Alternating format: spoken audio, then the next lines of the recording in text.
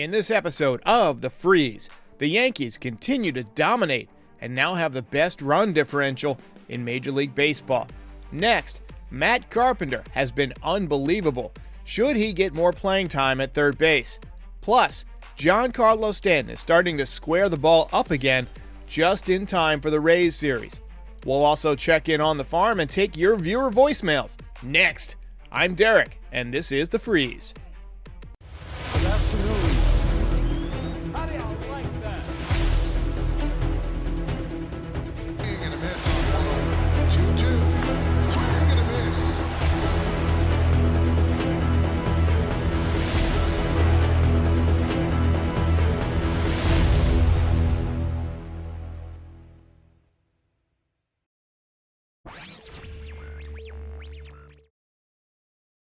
How's it going, everybody? If you missed this weekend's games against the Cubs, you missed some fun Yankees baseball. They went 3-0. They dominated all three games.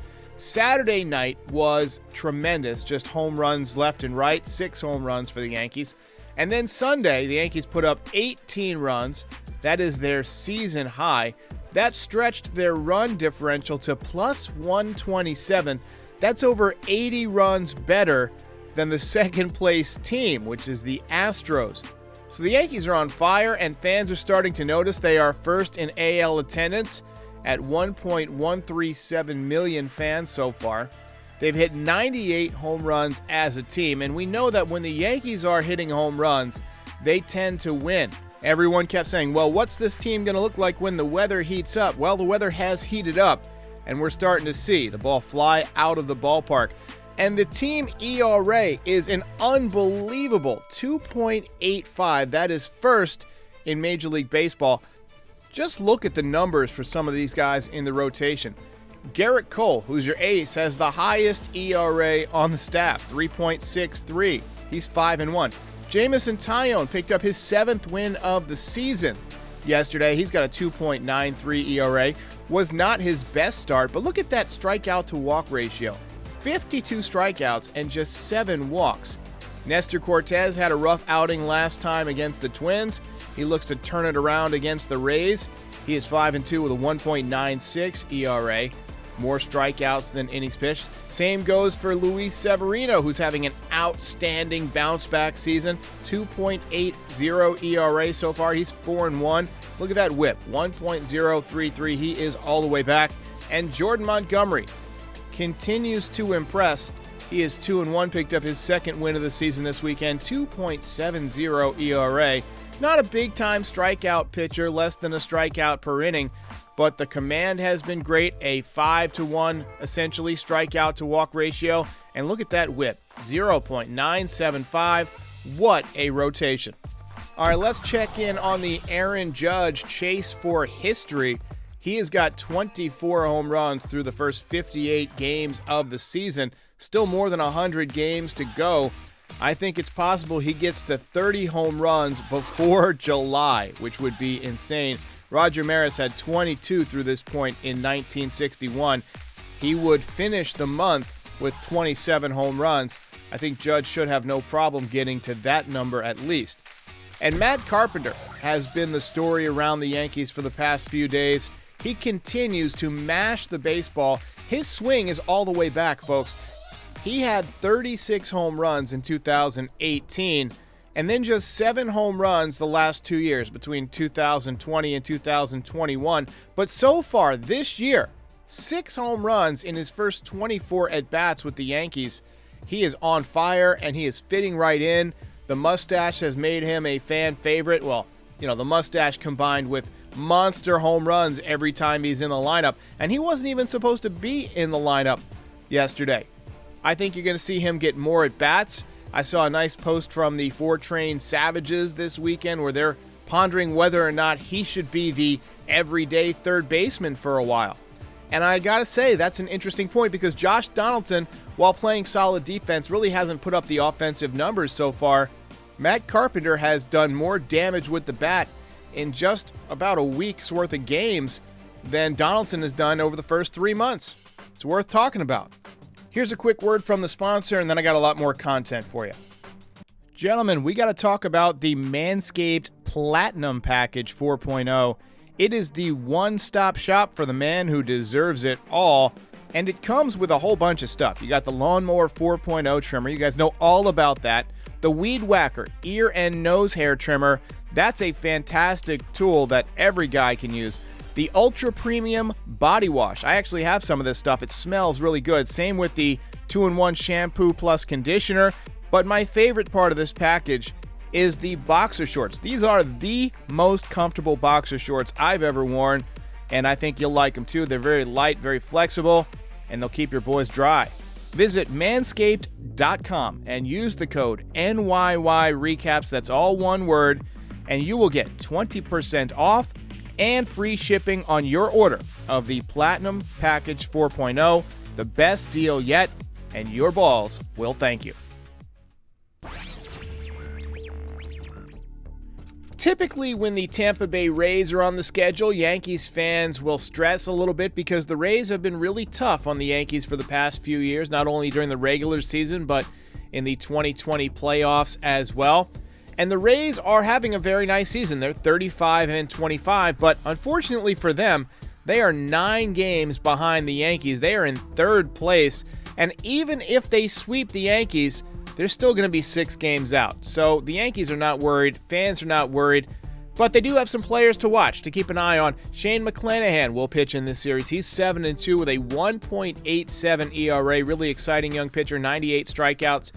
Jeffrey Springs having a really nice season, mostly out of the bullpen. He's opened a few games. He's got 49 2/3 innings pitched, 1.45 ERA. So watch out for him. Manuel Margot continues to do a nice job. He's hitting .312 on the season. That leads the Rays. They've also got some other decent bats. Ji-Man Choi having a good season. He's got an .857 OPS with 5 home runs. Always gives the Yankees trouble in Yankee Stadium. Wouldn't surprise me if he leaves the ballpark once or twice over this series.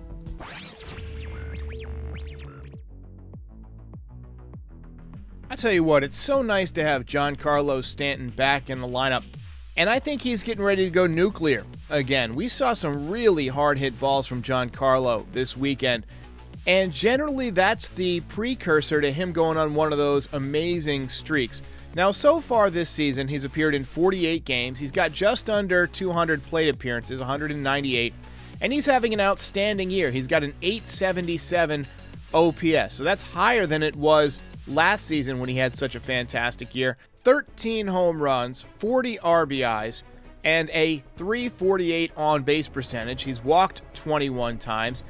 And I think it's become pretty clear that he's a much better hitter when he's actually getting some time in the outfield. Take a look at his baseball savant metrics. They're just ridiculous. 100th percentile in average exit velocity and max exit velocity. 98th percentile in hard hit percentage. 90th percentile in expected batting average and 98th in expected slugging percentage. And then in barrel percentage, the man just barrels it up more than anybody. 100th percentile. The only weak spots right now are the strikeouts. He struck out 54 times. He's in the 17th percentile of strikeout percentage, in the 3rd percentile of whiff percentage. And obviously the man can't run anymore. It's just the 3rd percentile of sprint speed. That's why you see him playing more right field than left field. He played left field a lot when he first came to the Yankees, but lately he just can't cover as much ground with the legs kind of wearing down as he ages. But I think they're getting a really nice mix of Judge in center with Gallo in right and Stanton in right, kind of swapping out, getting some DH days for Giancarlo. You can DH Judge. He was the DH the other day when he was leading off. So I just kind of like the way this roster is fitting together like a puzzle piece and keeping everybody healthy for the most part. And Giancarlo Stanton looks like he's getting ready to go off. All right, let's check in on how some of the top prospects are doing. Jason Dominguez seems to have settled in at low A. He's hitting .254, 6 home runs, 26 ribbies. You see he's finally in double digits for stolen bases. The OPS keeps creeping upwards towards .767. Now, I know these numbers aren't terribly impressive, but you got to keep in mind he's about 2 years younger than everybody else in the league for the most part. Anthony Volpe had a really good weekend. He's hitting over .300 in June. up to 224 on the season, 6 homers, 27 RBIs, 22 stolen bases on the year, and that OPS creeping up over 700. I'm hearing a lot of good things about Volpe recently. I don't think he's going to get promoted right away, but he's starting to show that he can hit Double-A pitching. He's adjusted. And Oswald Peraza went deep since we last spoke. He's up to 204, got that batting average off the interstate, 17 ribbies, 14 stolen bases. You'd like a little bit more offensive production out of one of your top prospects, but hopefully he turns it around in the second half. Ken Waldichuk had another lights-out outing at AAA. He is now 5-1 with a 1.44 ERA. In 50 innings, he's got 78 strikeouts and a whip of 0.88, so he continues to dominate. I think with pretty much any other rotation in baseball, he would have gotten a chance by now, but the Yankees' rotation has been so lights out that he's stuck in the minor leagues. But with 20 games coming up in the next 20 days, the Yankees might need to give somebody a break. If not, he's at least getting a shot in September. That much is clear. Luis Medina, 1-2 on the season, 3.93 ERA. He's had a couple of pretty good starts in June so far, 15 strikeouts and just 2 walks so far this month. Hayden Wesneski, stats unchanged since we last spoke, 1-6 with a 3.71 ERA. Austin Wells is on the 7-day IL in High A, but he's having a very nice season, 323 average, 6 home runs, very nice OPS of 1.005, and you see he runs well for a catcher, 9 swiped bags so far this year. Trey Sweeney, the average is low, but the power is coming around, hitting 208 with 6 home runs and 24 ribbies, also 9 stolen bases, 652 OPS. Keep an eye on him. Everson Pereira continues to struggle a little bit, hitting just 241. He's been kind of a disappointment for me after the numbers he put up last year. I kind of projected him as somebody who could move through the minor league system pretty quickly this year.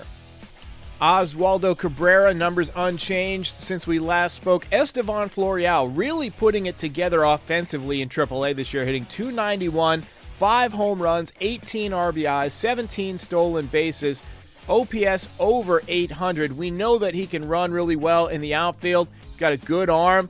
I think we might see a little bit more of Estevan Florial soon. He's playing very, very well.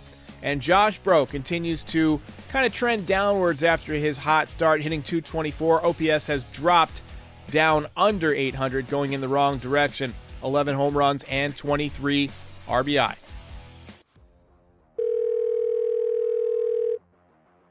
Yeah, hi, it's Eddie. Look, you got to get Carpenter some more at bats. I mean, guy's raking, and Anyway, Donaldson's jumpy at the plate.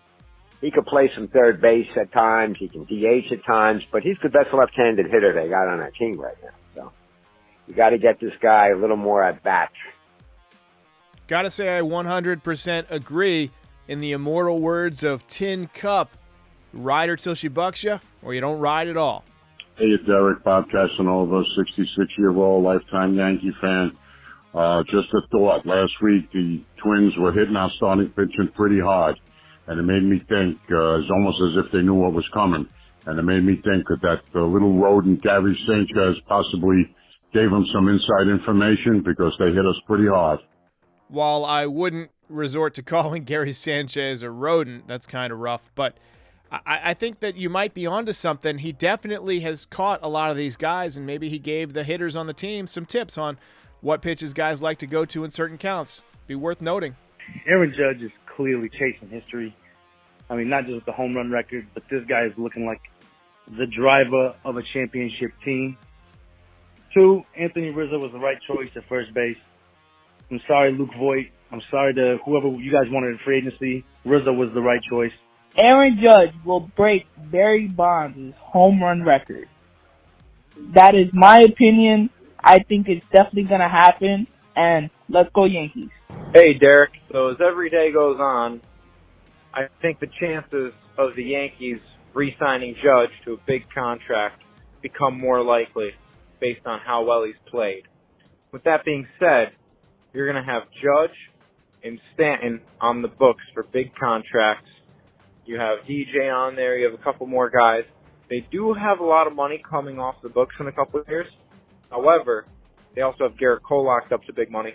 So I think that in the future, after the next few years, they're going to be relying heavily on the guys coming up in their system. Volpe, Dominguez, Sweeney, Wells. I think as soon as Hicks's contract runs out, they're letting him walk, and they're calling up Dominguez to fill his spot. When Torres becomes a free agent, they're going to replace him with Volpe. They're going to try and get Volpe to come up to be shortstop, and then get Sweeney to come up and play second. Try to ride out Trevino and these other catchers they can get off the market until Wells is ready. And they're going to rely heavily on those guys to get the cap down, to get the tax threshold down below the lowest level so they could reset it, so they could sign the next big free agent. So I'm looking forward to that, to see the next big group of prospects come up and lead this team. Hey, Derek. This is Jeff. You know, it seems like Kiner Falafel makes an error just about every game, and and their balls fit right to him. You know, he's looking more like Torres at shortstop. I was just wondering what you think. As a stopgap shortstop, I think he's doing well enough. I mean, he's obviously not hitting for any power. We expected that. He's made a few too many errors at shortstop this year. It looks like he might be out of position. He was a Gold Glove winning third baseman. He had played some shortstop before, but getting his first entire season at shortstop, it's shown that he's really more of a third baseman. Although I do like his hustle. I like the way he runs the bases. I like that he picks up base hits and he doesn't strike out that often. I think about when Didi first came to the Yankees, and he stunk for the first season or so, but he got better and he showed improvement, and I'm hoping that IKF can do the same thing.